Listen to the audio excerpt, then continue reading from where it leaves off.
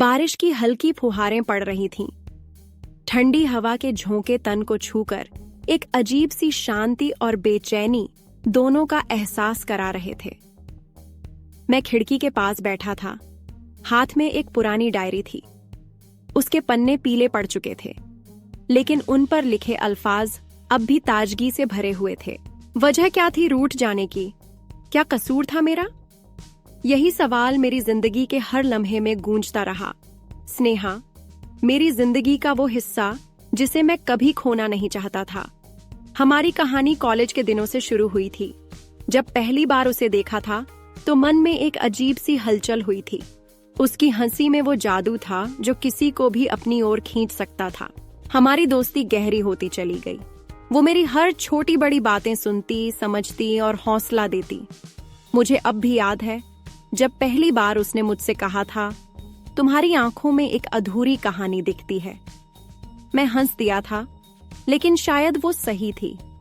मेरी कहानी तब तक अधूरी थी जब तक वो मेरी जिंदगी में आई नहीं थी। दिन बीतते गए और हमारी दोस्ती प्यार में बदलने लगी।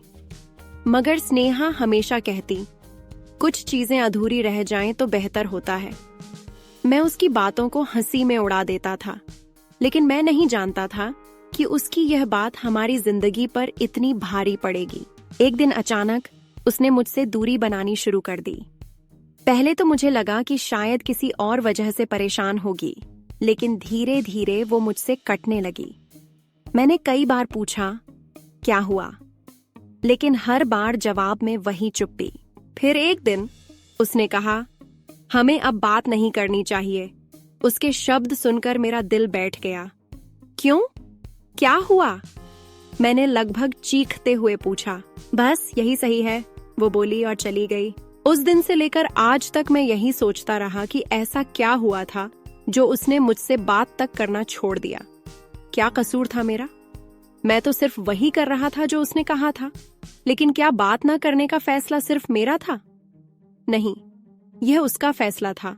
उसकी ही वजह थी। कई महीनों तक मैं यही सवाल अपने दिल से पूछता रहा, लेकिन जवाब किसी के पास नहीं था। फिर एक दिन मुझे उसकी एक दोस्त से पता चला कि स्नेहा एक लाइलाज बीमारी से जूझ रही थी और वह नहीं चाहती थी कि मैं उसके दर्द में शामिल हूँ। मुझे समझ नहीं आया कि उसे मुझ पर इतना भी भरोसा क्यों नहीं था कि वो अपना दर्द मुझसे साझा कर सके। शायद उसे लगा होगा कि मैं टूट जाऊंगा, लेकिन क्या वो यह नहीं समझ पाई कि उसकी चुप्पी ने मुझे और ज्यादा तोड़ दिया? आज भी जब बारिश होती है, जब ठंडी हवा चलती है, जब पुरानी डायरी के पन्ने फड़फड़ाते हैं, तो दिल में वही सवाल गूंजता है, वजह क्या थी रूठ जाने की? क्या कसूर था मेरा? लेकिन अब मैं जानता हूं कि कुछ सवालों के जवाब नहीं होते। वो बस दिल में एक खाली जगह छोड़ जाते हैं जिसे कोई भी भर नहीं सकता।